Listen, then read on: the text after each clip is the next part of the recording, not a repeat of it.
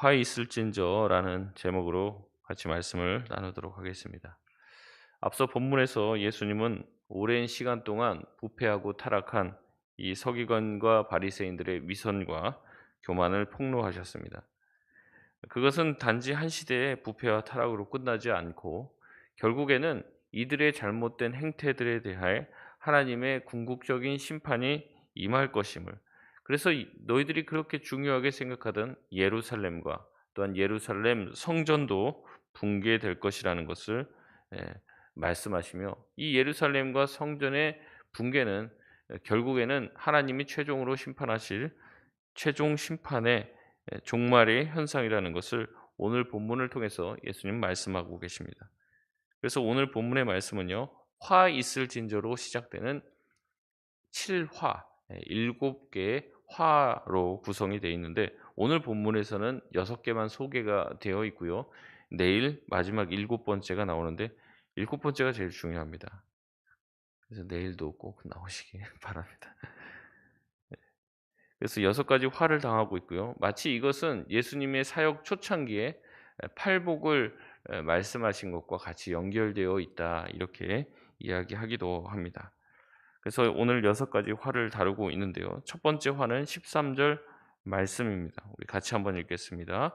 화 있을진저 외식하는 서기관들과 바리새인들이여, 너희는 천국 문을 사람 앞에서 닫고 너희도 들어가지 않고 들어가려 하는 자도 들어가지 못하게 하는도다. 아멘. 첫 번째 화의 대상은 서기관들과 바리새인들입니다. 그들의 외식은 이미 예수님에 의해서 여러 차례 지적이 되고 말씀이 되어져 있던 거죠. 그들은 남을 향해서 명령하고 가르치지만 본인들은 손가락 하나 까딱하지 않았다는 거죠. 그들은 랍비라고, 또한 아버지라고, 지도자라고 하는 칭함을 받기를 즐겨했습니다. 하지만 그들은 그 말에 합당하게 살지 못했습니다. 예수님은 그들은 어떤 사람이냐, 천국문 앞에서 그 자신도 들어가지 않고 들어가려고 하는 사람도 들어가지 못하게 하는 사람이라고 말씀하십니다. 천국에 들어가는 장애물과 같은 존재가 바로 서기관과 바리새인들이다라고 말씀을 합니다. 자기 자신들은 말씀을 가르치고 율법을 가르치며 내가 가르친 대로 너희들이 행해야 천국에 들어갈 것이라고 가르쳤지만, 실상 그들의 모습은 하나님 나라의 입구를 가로막고 있던 장애물과 같은 사람들이었습니다. 우리가 전도를 해보시면 알지만 한 영혼을 전도하고 주님께로 이끄는 것이 보통 어려운 일이 아니에요. 심지어는 한 일생을 다 바쳐도 한 명이 예수 믿고 한 명이 주님 앞에 돌아올까 말까 하는 보통 어려운 일이 아니라는 거죠.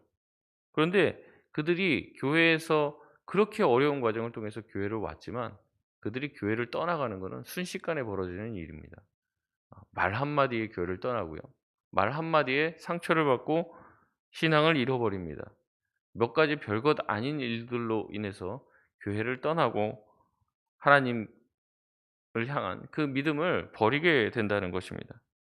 배려 없는 행동과 또한 위선과 거짓으로 가득 찬 사람들의 모습들, 저와 같은 종교 지도자들의 모습으로 인해 결국에 그들 또한 들어가지 못하고 남도 들어가지 못하게 하는 그런 일들이 벌어진다고 얘기합니다. 그래서 서론격과 같은 이야기입니다. 결국에 이 7화의 전체적인 내용의 핵심은 뭐냐면, 자기도 천국에 못 들어가고 남도 못 들어가게 한다는 거예요. 주님이 가장 원하시는 것이 무엇입니까? 죄인이 회개하고 주님께로 돌아오는 것이 하나님의 가장 큰 기쁨인데, 그것을 가로막는 사람들이 서기관과 바리새인들입니다. 그들에게 반드시 화가 임할 것이고 그들이 하나님의 심판 자리에서 큰 화를 당하게 될 것이라고 주님은 경고하십니다. 이와 같은 경고를 주님은 많이 하셨죠. 실족함이라는 게 없을 수는 없지만 누구든지 실족하게 하는 자를, 형제를 실족하게 하는 자는 어떻게 된다는 겁니까? 차라리 목에다가 연자맷돌을 걸고 바다에 빠져서 죽는 게 차라리 낫다라고 과격하게 말씀하실 정도로, 누군가를 믿음에서 이탈하게 만들거나 믿음에서 실족하게 만드는 것은 크나큰 죄라는 것을 주님은 말씀하십니다. 두 번째 화는 15절에 나와 있습니다. 15절 말씀 같이 한번 읽겠습니다. 시작.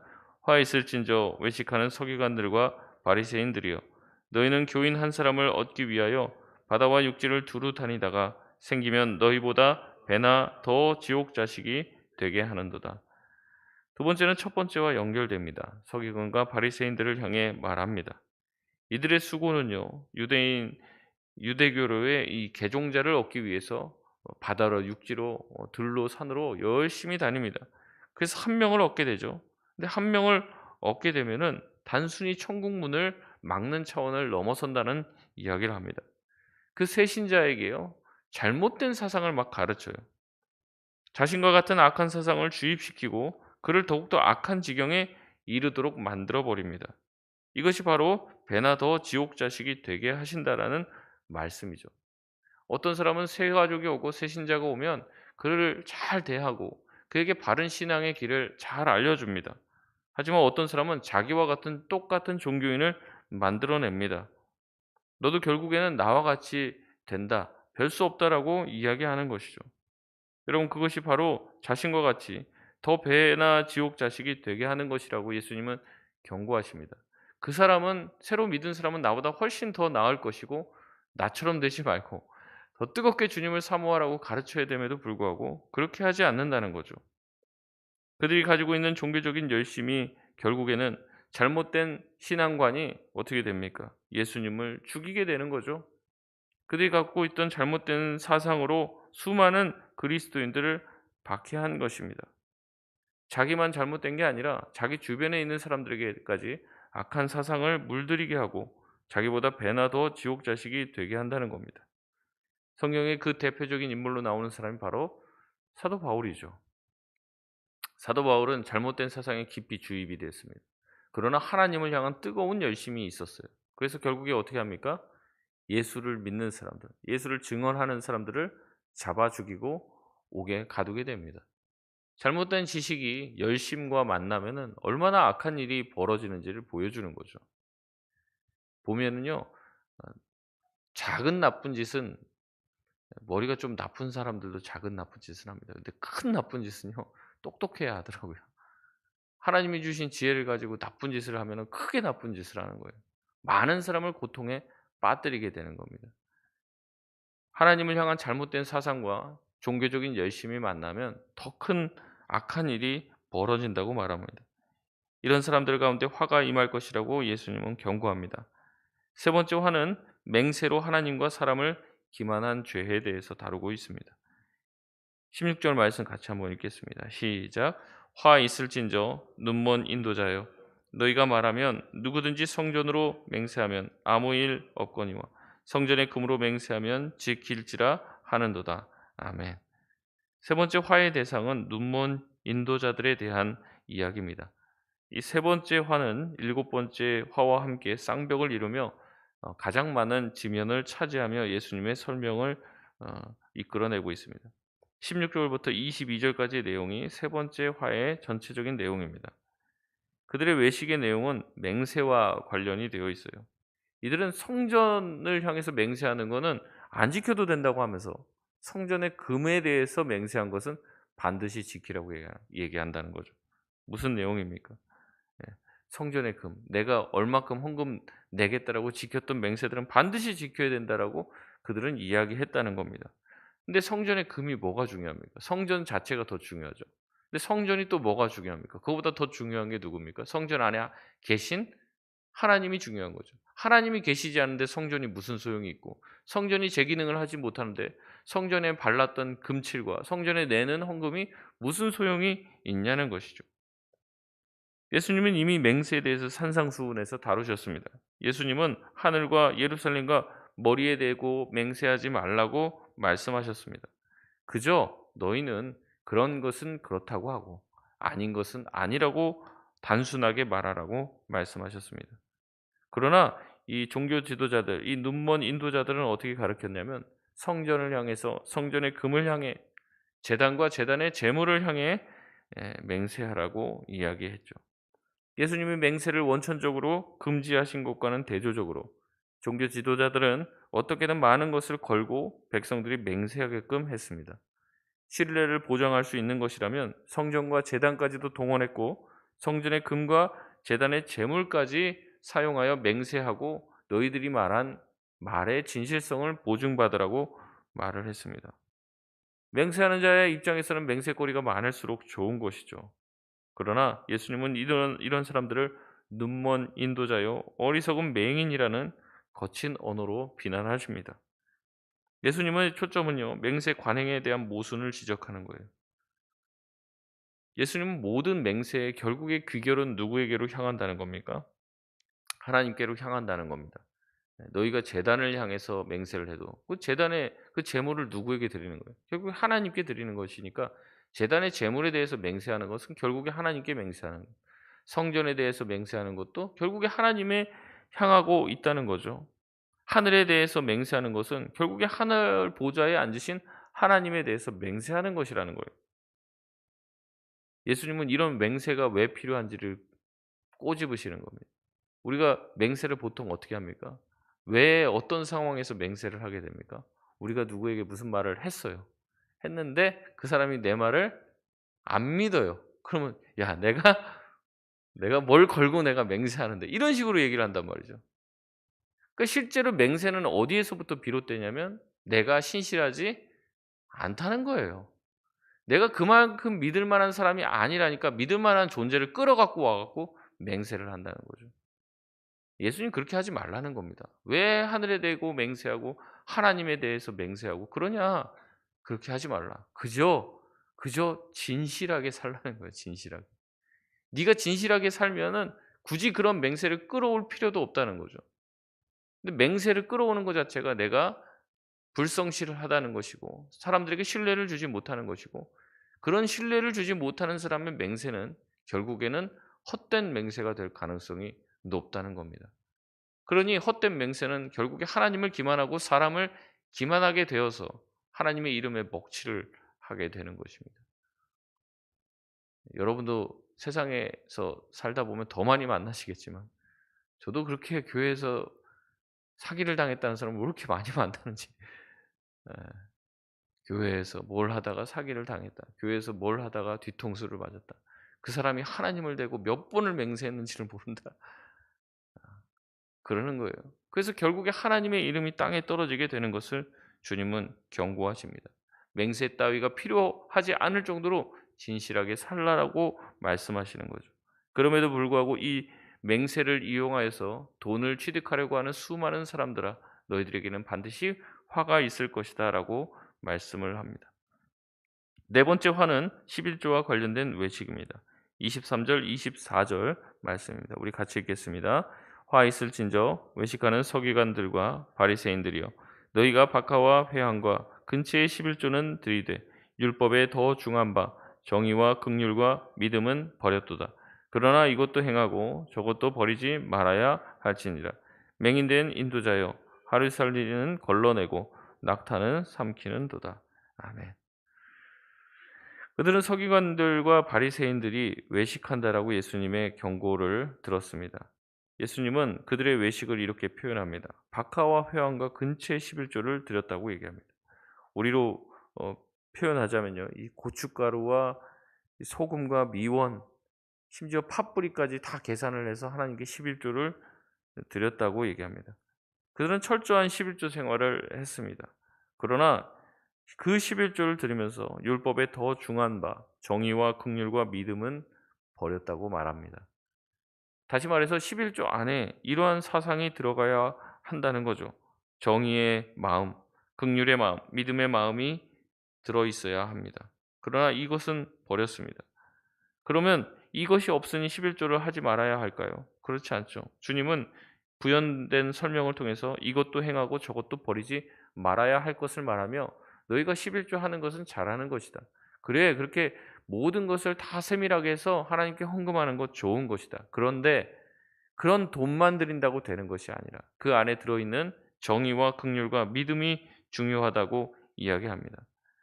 그 내용이 빠진 정의와 긍휼과 믿음이 빠져 있는 11조라는 형식에만 빠져 있지 말라고 얘기하는 거죠. 내용이 빠진 11조는 요란하고 아무 효능도 없다고 말하는 겁니다. 본질은 빠지고 비본질이 본질을 대체해서는 안 된다는 거죠. 반드시 우리가 하는 모든 행위 가운데 본질을 담아야 한다고 말씀하십니다. 다섯 번째 화는 겉은 깨끗하나 안은 부패한 것에 대한 말씀입니다. 우리 25절 말씀 우리 같이 한번 읽겠습니다. 시작. 화 있을진저 외식하는 서기관들과 바리새인 잔과 대접의 겉은 깨끗하되 그 안에는 탐욕과 방탕으로 가득하게 하는도다. 그들의 안과 밖은 달랐습니다. 겉은 드러나고 안은 드러나지 않았죠. 그러나 하나님이 보시는 것은 겉뿐 아니라 안도 보십니다. 밖이 깨끗하다 해서 안이 깨끗한 것은 아니죠. 손을 씻었다고 해도 마음을 씻을 수는 없는 노릇입니다. 그렇기 때문에 우리가 먼저 깨끗하게 해야 될 것은 아닙니다. 겉이 아무리 화려하다 해도 속이 썩어 있고 더러워져 있다면 하나님의 심판의 대상이 될 뿐이라고 얘기합니다. 그래서 26절에 예수님은 너희는 먼저 안을 깨끗이 하라. 그리하면 겉도 깨끗하리라. 말씀하시며 결국에 우리 안에 있는 우리 입술에서 더러운 것이 나오는 것은 우리 안이 더러운 것으로 가득 차 있기 때문에 더러운 것이 나온다고 말씀하시는 말씀을 연상케 하는 것이죠. 우리 안을 돌아보고 우리 안을 깨끗하게 할 수 있길 바랍니다. 마지막 여섯 번째 회칠한 무덤에 대한 말씀입니다. 우리 27절 말씀을 우리 같이 읽겠습니다. 시작. 화 있을진저 외식하는 서기관들과 바리새인들이여 회칠한 무덤 같으니 겉으로는 아름답게 보이나 그 안에는 죽은 사람의 뼈와 모든 더러운 것이 가득하도다. 아멘. 이 여섯 번째는요, 다섯 번째 화와 함께 짝을 이루어 안과 밖을 다룹니다. 겉은 회벽을 칠해서 깨끗하게 보이지만 안은 썩은 시체로 가득합니다. 실제로 이 회칠을 이렇게 딱 하면은요, 멀리서 봐도 사람들이 하얗기 때문에 저것이 무덤이라는 것을 다 압니다. 그리고 유대인들은 이 무덤을 가까이 하는 것을 굉장히 꺼렸습니다. 이 시체를 가까이 한다는 것은 자신들이 부정해지는 것이죠. 근데 이 회칠을 해 놓는 것에 대해서 예수님이 굉장히 표현을 참 이제 희한한 표현들을 하시는 건데 "아름답게 보이나." 이렇게 얘기를 하는 거예요. 여러분 무덤을 아무리 아름답게 꾸며도 아름답게 보일 수가 없는 것이죠. 왜냐하면 무덤 자체의 그 정체성이 그것 자체가 인제 꺼려지고 뭔가 가까이 할 수 없는 존재이기 때문에 그렇습니다.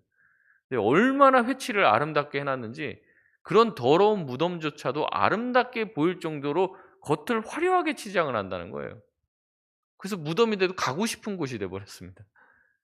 그래서 겉을 얼마나 화려하게 치장을 하고 그냥 아름답게 만드는지 그렇게 한다는 거죠. 종교적인 온갖 색을 덧칠해서 썩은 무덤을 아름답게 아무리 꾸미려고 노력해 봤자 가고 싶은 곳이 되게끔 만들어 봤자 그것의 본질은 뭐라는 거예요? 무덤이라는 거죠. 그 안에는 시체가 가득하는 것이고 무덤은 죽은 자의 집이지 산 자의 집이 아니라고 말씀하십니다. 그렇기 때문에 우리의 내면은 깨끗해야 합니다.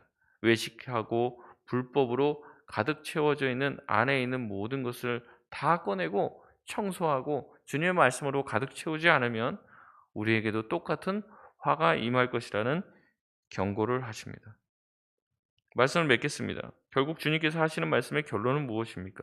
주님은 우리의 중심을 보시니 우리의 겉과 외식에 몰두하지 말라고 말씀을 하시는 거죠.